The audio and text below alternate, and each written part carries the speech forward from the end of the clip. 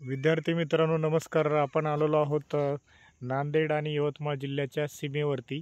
नांदेड आणि यवतमाळची जी नैसर्गिक सीमा आहे तर ती तयार केलेली आहे. आपण थेरी वाचत असतो पण आज प्रॅक्टिकल आपल्याला बघायचे. तर ही पैनगंगा नदी आहे. या नदीच्या मध्ये अगदी मध्यभागी मी या ठिकाणी बोटीने आलेला आहे. तर ही छोटीशी बोट आहे. इथे माझे मित्र पण आहेत सोबत. यांची बोट आहे. तुमचं नाव काय? दगडू विठ्ठल चाटे. दगडू विठ्ठल चाटे. तर हे पण आपल्याला काही माहिती देतील या पैनगंगा नदीविषयी. तर तुम्हाला काय माहिती आहे सांगा. माहिती म्हणलं तर ही पैनगंगा नदी आहे. हे नागनाथ तीर्थक्षेत्र आहे. इथं येणाऱ्या मंदिराच्या लोकांसाठी मी त्याला हे बोटमध्ये फिरवत असतो. इकडे उंबरखेड तालुका आहे, यवतमाळ जिल्हा. उमरखेड तालुका इकडे यवतमाळ जिल्हा. हा, यवतमाळ जिल्हा. बरं. आणि इकडे हे किनवट तालुका, नांदेड जिल्हा. हां. हे मंदिर किनवट तालुक्यामध्ये नांदेड जिल्ह्यामध्ये येत असतं. बरं. हां, शिवरात्रीचा भरपूर मोठी यात्रा भरत असते इथं. बरं. धन्यवाद सर. मी संजय इथलाच राहणार आहे. दरवर्षीप्रमाणे आपण जिथं आता या ठिकाणी आहोत, इकडे यवतमाळ जिल्ह्याची बॉर्डर आहे. इथे पलीकडला जे माळ बघतो तिथे किनवट तालुका आहे. किनवट तालुका म्हणजे प्राचीन आणि जुना आणि अत्यंत नैसर्ग संपन्न असा तालुका आहे. या तालुक्यामध्ये खनिज संपत्ती पण भरपूर आहे, वनसंपत्ती पण भरपूर आहे. सागवानाचं मौल्यवान लाकूड आमच्या ह्या किनवट तालुक्यातच भेटलं जातं आणि याचाच उपयोग करून विविध सागवानाचे लाकडे किंवा सोफा, पलंग ह्या पद्धतीने इथे करण्यात येतो. किनवट इथं महादेवाचं एक मंदिर आहे मोठं. दरवर्षी मोठी यात्रा इथे भरल्या जाते. गोंड समाज जो आहे प्राचीन, त्यांचे देवता म्हणून इथं पूजल्या जातात. त्यांच्या पालख्या, ढेमसा, त्यांची जी काय नागदेवतेची पूजा आहे ती ह्या ठिकाणी केल्या जाते. असं हे नागदेवाचं मंदिर या ठिकाणी किनवट तालुक्यामध्ये आहे. अत्यंत प्राचीन म्हणून या मंदिराकडे पाहिलं जातं आणि खूप दुरून लोक या ठिकाणी दर्शनासाठी येत असतात. असे नागडव किनवट तालुक्यात बुदडीपासून 5 किलोमीटर अंतरावर आहे.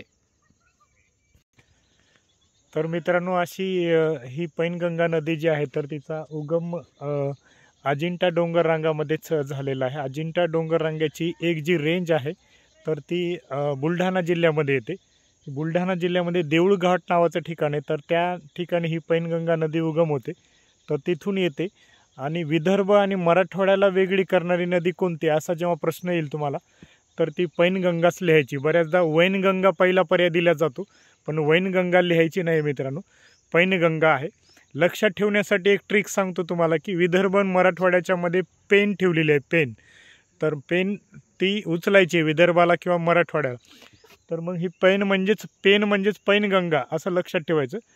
आता आणखी एक फॅक्च्युअल प्रश्न येतो तुम्हाला की विदर्भातील सर्वात लांब नदी कोणती आहे.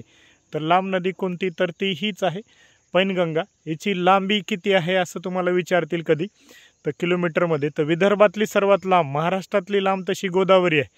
ही गोदावरीचीच उपनदी आहे पण गोदावरीला डायरेक्टली मिळत नाही. तर ही नदी डायरेक्टली न मिळता अगोदर वर्धेला मिळते. तर इकडनं गेल्यानंतर ही पुढे वर्धा नदीला जाऊन मिळते. अशी गेल्यानंतर विदर्भ मराठवाड्याची बॉर्डर तयार करत करत ती पुढे जाणार आणि वर्धा नदीला मिळते. चंद्रपूरमध्ये घुगुस नावाचं जे ठिकाण आहे तर त्याच्या जवळ चंद्रपूर जिल्ह्यामध्ये ही वर्धा नदीला मिळते. लांबी लक्षात ठेवण्यासाठी तुम्हाला ट्रिक सांगतो. तर लांबी कशी लक्षात ठेवायची तर 500मधून 5 वजा करायचे तर 495 किलोमीटर इतकी लांबी आहे. तर विदर्भात सगळ्यात लांब नदी आहे. गोदावरीची महाराष्ट्रातली लांबी 668 आहे आणि ह्या नदीची लांबी जी आहे पैनगंगेची ही मात्र 495 किलोमीटर आहे. तर म्हणजे जवळपास खूप लांब नदी. आणि आणखी एक वैशिष्ट्य म्हणजे महाराष्ट्रातच उगम होते आणि महाराष्ट्रातच संपते. उगमस्थान कुठे आहे तर या बाजूला म्हणजे इकडे वरती गेल्यानंतर तुम्हाला वाशिम, हिंगोली आणि त्याच्याही पलीकडे बुलढाणा जिल्हा आहे जो 13 तालुके असणारा जिल्हा आहे. तिथे अजिंठा डोंगर रांगेची एक रांग येते तर तिथे देऊळघाटात या नदीचा उगम झालेला आहे.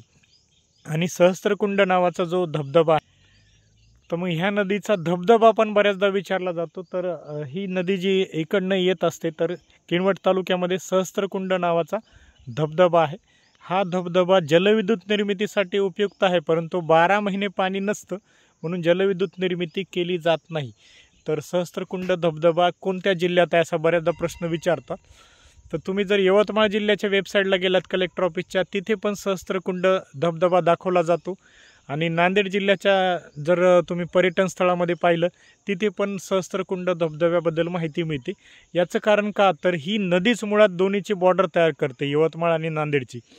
त्यामुळे सहस्त्रकुंड धबधबा हा दोन्हीच्या भूगोलामध्ये आहे, यवतमाळ जिल्ह्याच्या भूगोलात आणि याच्यामध्ये नांदेड जिल्ह्याच्या भूगोलात पण आहे, दोन्हीकडे दाखवला जातो. पण ॲक्च्युली लोकेशन याचं नांदेड जिल्ह्यामध्ये किनवट तालुक्यामध्ये सहस्त्रकुंड धबधब्याचं. तर हा सहस्त्रकुंड धबधबा पावसाळी धबधबा आहे. पावसाळ्यामध्ये लोकल ठिकाण आहे, बरेच सहलीचं ठिकाण आहे, भरपूर लोक त्या ठिकाणी पाहायला वगैरे येतात. तर सहस्त्रकुंड धबधबा कोणत्या जिल्ह्यात आहे असं जेव्हा तुम्हाला प्रश्न विचारतील, नांदेड आणि यवतमाळ दोन्ही पर्याय असेल तेव्हा नांदेडच लिहायचं. आणि जर पर्यायामध्ये नांदेड नसेलच मग त्यावेळेस तुम्हाला काय लिहावं लागणार आहे, ते यवतमाळ लिहावं लागणार आहे. कारण दोन्हीच्या बॉर्डर ही तयार करते नदी. पण प्रशासकीय दृष्टिकोनातून सहस्त्रकुंड धबधबा कोणत्या जिल्ह्यात आहे असं म्हणजे एकदम शास्त्रशुद्ध विचारलं तेव्हा मात्र तुम्हाला काय करायचं आहे, तर नांदेड जिल्हा आणि किनवट तालुका असं उत्तर लिहायचं आहे. तर ह्या नदीच्या पात्रामध्ये आणखी ही बऱ्यापैकी पाणी आहे आणि ही नदी पुढे मग वर्ध्याला जाणार. वर्धा नदी पुढे वर्धा वैनगंगा विदर्भामध्ये गडचिरोली जिल्ह्यामध्ये चपराळा या ठिकाणी मिळतात आणि त्यांची मग प्राणहिता होते.